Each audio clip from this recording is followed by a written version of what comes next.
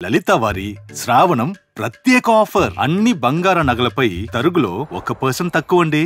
Diamond జ్యువెలరీకి carrot కు 5,000 తక్కువండి. ఇతర షోరూంల ఆఫర్లతో పోల్చి చూడండి. నగలు అలాగే కొనాలండి. తెలంగాణలో జైళ్లు విపరీతమైన రద్దీని ఎదుర్కొంటున్నాయి. చెంచల్గూడ, హైదరాబాద్, సంగారెడ్డి జైళ్లు వాటి కెపాసిటీకి మించి రెట్టింపు సామర్థ్యంతో పనిచేస్తున్నాయి.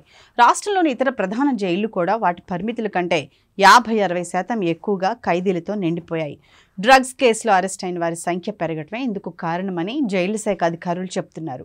ఈ కేసులో అరెస్ట్ అయిన రిమాండ్ ఖైదీలు ప్రోటోకాల్ మార్పుల కారణంగా రద్దీ ఎక్కువగా ఉంది. ఫలితంగా 1,250 మంది ఖైదీలను ఉంచడానికి వసతులున్న చెంచల్గూడ సెంట్రల్ జైల్లో ప్రస్తుతం 2,103 మంది ఖైదీలున్నారు.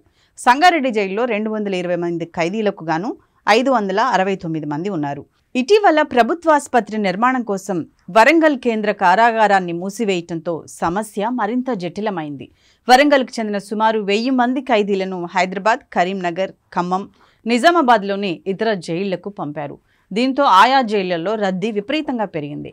రాష్ట్రంలోని 4 సెంట్రల్ జైళ్లు, 7 జిల్లా జైళ్లు, 29 సబ్ జైళ్లు, 2 మహిళా జైళ్లు, 3 ఇతర జైళ్లతో కలిపి మొత్తం 7,392 మంది ఖైదీలు ఉన్నారు. వీరిలో 4,791 మంది అండర్ ట్రయల్ ఖైదీలు, 2,023 మంది శిక్ష పడిన ఖైదీలు, 838 మంది రిమాండ్ ఖైదీలు ఉన్నారు.